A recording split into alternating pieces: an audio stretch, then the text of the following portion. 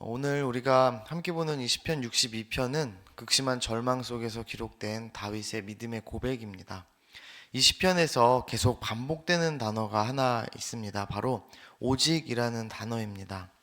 히브리어로는 아크라고 하는 단어인데 오직, 참으로, 분명히, 진실로 이렇게 아주 강한 확신을 의미하는 단어입니다. 다윗은 이 단어를 시편 62편에서 계속해서 고백합니다. 오직 하나님만이 나의 반석이십니다. 오직 하나님만이 나의 구원이십니다. 오직 하나님만이 나의 피난처이십니다. 여러분, 다윗에게는 이렇게 오직 하나님이었던 겁니다. 그런데 중요한 것은 다윗이 지금 편안해서 이런 고백을 하는 게 아니라는 겁니다. 지금 다윗의 상황은 위기이고 절망입니다. 사람들에게 배신당하고 또 공격받고 있는 상황인 겁니다. 그래서 다윗은 자기 자신을 지금 넘어지는 담, 또 흔들리는 울타리 같다고 표현을 합니다. 이미 기울어져 있어서 조금만 더 밀면 바로 무너질 것 같은 그런 위태로운 상태인 겁니다. 많은 학자들은 이 시편의 배경을 아마 압살롬의 반역이었을 때, 압살롬의 반역일 것이라고 예상합니다. 가장 사랑했던 아들에게 배신당하고 또 왕의 자리까지 흔들리는 그런 상황입니다.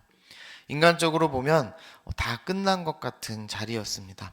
그런데 놀라운 것은 이 다윗이 원수들에게 시선을 빼앗기지 않는다는 겁니다. 다윗은 계속 자기 영혼에게 말합니다. 나의 영혼아, 잠잠히 하나님만 바라라. 여러분, 여기서 잠잠히라는 이 말은 그냥 참고 있으라는 뜻이 아닙니다. 하나님 앞에서 내 마음에 시끄러운 소란을 멈추고 하나님을 신뢰하며 기다리는 믿음을 말하는 겁니다. 상황은 여전히 흔들리고 있는데 다윗은 하나님 안에서 자기 영혼을 붙들고 있는 겁니다. 사랑하는 성도 여러분, 우리는 어려움이 오면은 자꾸 세상 붙들고 싶어집니다. 눈에 보이는 걸 붙잡아야 안전한 것처럼 느껴지는 겁니다. 그런데 시편 62편은 오늘 그런 우리에게 이렇게 질문하고 있습니다. 너는 지금 무엇을 붙들고 살아가고 있는가? 1절에서 다윗은 여러분 이렇게 고백합니다. 나의 영혼이 잠잠히 하나님만 바라며. 이 말씀에서 눈여겨볼 단어는 바로 잠잠히입니다. 히브리어로는 두미아라고 하는데 그 뜻은 고요함 또는 침묵을 의미합니다. 다윗이 지금 잠잠히라고 말하는 이 고요한 침묵은 단순히 조용히 입을 다물고 있는 상태를 말하는 것이 아닙니다. 또 체념해서 아무것도 하지 않는 그런 침묵도 아닙니다. 다윗이 말하는 이 잠잠히라는 침묵은 하나님 앞에서 내 마음의 소란을 멈추고 흔들리는 영혼을 하나님께 붙들어 두는 믿음의 기다림을 의미합니다. 다윗은 자신의 내면에서 일어나는 모든 시끄러운 소리들을 침묵시키면서 하나님께 기도했던 겁니다. 우리는 힘든 일을 만나면 여러분 마음이 먼저 시끄러워집니다. 불안한 생각이 끊임없이 올라오고 또 두려움이 밀려옵니다. 그런데 다윗은 그런 흔들림 속에서 상황을 붙들고 씨름하지 않았습니다. 그는 먼저 자기 영혼을 하나님 앞에 세운 겁니다. 그리고 이렇게 고백합니다. 나의 영혼아, 잠잠히 하나님만 바라라. 보통 고난을 만나면 우리는 상황을 바꾸는데 집중하는데 또 빨리 해결되기를 원하고 당장 이 자리를 벗어나고 싶어 합니다. 그런데 다윗은 이런 문제 해결보다 먼저 자기 영혼의 방향을 하나님께로 돌렸습니다. 여러분, 왜 그랬냐 하면은 성도는 상황 때문에 무너지는 것이 아니라 하나님을 놓칠 때 무너지기 때문입니다. 그리고 이어서 다윗은 1절에서 또 이렇게 고백합니다. 나의 구원이 그에게서 나오는도다. 여기서 이 구원이라는 단어는 히브리어로 예슈아라는 단어입니다. 이 단어는 단순히 눈앞의 위험에서 잠시 벗어나는 정도를 의미하지 않습니다. 하나님께서 자기 백성을 끝까지 붙드시고 지키시며 책임지시는 그 언약의 구원을 의미합니다. 그러니까 지금 다윗이 말하는 구원은 단순히 상황이 빨리 해결되는 것이 아닙니다. 다윗에게 진짜 구원은 하나님의 함께 하심이었던 겁니다. 하나님이 함께 하시면 무너지지 않는다는 그 믿음이었습니다. 그리고 여러분, 여기서 참 놀라운 것은 이 구원을 의미하는 예슈아라는 단어의 어근이 훗날 예수님의 이름과 연결된다는 사실입니다. 예수라는 이름 그 자체가 여호와는 구원이시다라는 뜻을 가지고 있습니다. 결국 다윗이 기다렸던 참된 구원, 또 하나님께서 이루실 이 완전한 구원은 여러분 예수 그리스도 안에서 완성이 됩니다. 예수님께서도 이 땅에서 완전한 뚜미야, 즉 잠잠이의 모습을 보여주셨습니다. 예수님은 배신당하셨고 또 조롱당하셨고 버림받으셨습니다. 십자가 앞에서 사람들은 예수님을 실패한 인생처럼 봤습니다. 그러나 예수님께서는 그 가장 깊은 고난 속에서 잠잠히 아버지께 순종하신 겁니다. 그리고 그 순종을 통해서 우리는 참된 예수와 즉 영원한 구원을 보게 된 겁니다. 그래서 성도의 구원은 여러분 단순히 이 땅의 문제가 잘 풀리는 정도가 아닙니다. 예수 그리스도 안에서 하나님이 영원히 우리를 붙드시고 절대 결코 버리지 않으신다는 겁니다.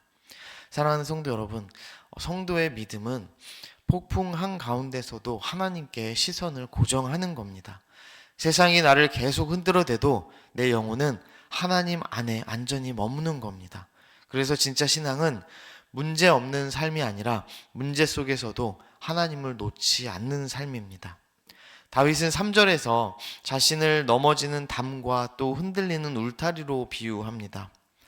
다윗 자신이 지금 붕괴 직전의 상황이라는 것을 표현하는 겁니다.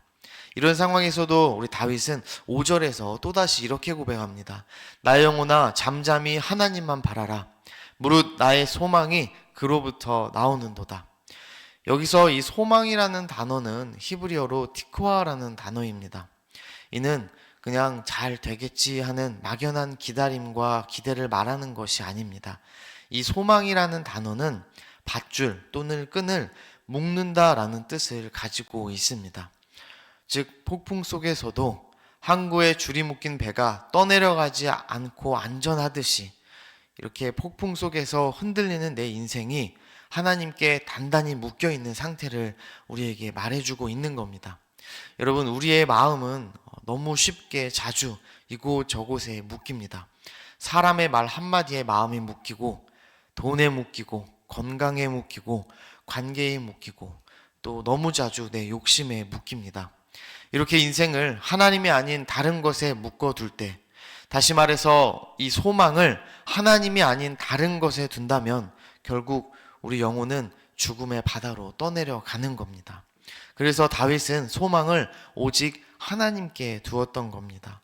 나의 영혼아 흔들리는 이 세상에 너 자신을 묶지 말아라. 오직 하나님께 너를 묶어 두어라. 흔들림 속에서 다윗은 자신을 하나님께 단단히 묶고 있었습니다. 그게 오늘 시편 62편의 고백입니다. 마지막으로 11절과 12절은 이 시편 62편 전체를 마무리하는 결론과 같은 말씀입니다. 지금까지 다윗은 흔들리는 세상 속에서 자기 영혼에게 계속해서 잠잠히 하나님만 바라라 라고 선포해 왔습니다. 그리고 마지막 11절과 12절에서 시편 62편을 다윗은 이렇게 정리합니다. 11절을 보시면 하나님이 한두 번 하신 말씀을 내가 들었나니, 여러분 이 표현은 단순히 하나님께서 두 번 말씀하셨다는 뜻이 아닙니다. 하나님께서 반복해서 분명하게 드러내신 진리를 강조하는 말입니다. 다시 말해서 다윗은 내가 하나님께서 말씀하신 것을 확실히 깨달았다. 흔들릴 수 없는 진리를 내가 들었다라고 고백하고 있는 겁니다. 그럼 그가 깨달은 그 진리는 도대체 뭘까요? 11절 말씀 보시면 권능은 하나님께 속하였다랍니다. 이 세상은 돈의 힘, 또 권력의 힘, 사람의 힘, 자기 능력의 힘을 의지합니다. 그런데 다윗은 이때 깨달은 겁니다. 진짜 권세와 진짜 능력은 사람에게 있지 않고 하나님께 있다는 것입니다. 그리고 이어서 다윗은 12절에서 이렇게 또 고백합니다. 주여 인자함은 주께 속하오니. 여기서 인자함이라는 이 단어는 히브리어로 우리가 잘 알고 있는 헤세드입니다. 이 단어는 단순한 친절이나 또 감정적인 그런 사랑이 아니라 하나님께서 자기 백성과 맺으신 언약을 끝까지 지키시는 신실한 그 하나님의 사랑을 의미하는 겁니다. 즉 하나님은 능력만 가지신 분이 아니라 그 능력으로 자기 백성을 끝까지 지키시고 붙들어 주시는 사랑의 우리의 아버지 되시는 하나님인 것을 우리에게 고백하는 겁니다. 그리고 마지막으로 다윗은 이렇게 말합니다. 주께서 각 사람이 행한 대로 갚으심이니이다. 이 말씀은 단순히 우리가 착한 일 하면 복 받고 나쁜 일 하면 벌 받는다, 이런 말을 하는 건 아닙니다. 하나님께서 결국 공의롭게 판단하신다는 것을 우리에게 선포하는 것입니다. 지금은 악인이 형통해 보이고 의인이 마치 고난받는 것처럼 보일지라도 마지막에는 하나님께서 언약 안에서 반드시 그 옳고 그름을 바로 세우신다는 선언인 겁니다. 여러분, 결국 시편 62편은 우리 모두를 한 가지 질문 앞에 세우고 있습니다. 당신은 지금 누구를 붙들고 살아가고 있습니까? 우리들은 끊임없이 불안한 세상을 살아갑니다. 여러분, 그런데 우리가 불안한 이유는 모든 것이 변하기 때문입니다. 사람도 변하고 건강도 변하고 인간의 사랑도 변합니다. 이 땅에서 살면서 우리가 붙드는 것들은 모두 변하고 또 흔들리게 되어 있습니다. 그러나 다윗의 고백처럼 오직 하나님만이 변하지 않으시는 겁니다. 그래서 오늘 보면 6절에서 오직 하나님만이 나의 반석이라고 고백한 것입니다. 하나님의 권능은 흔들리지 않고 하나님의 사랑도 흔들리지 않습니다.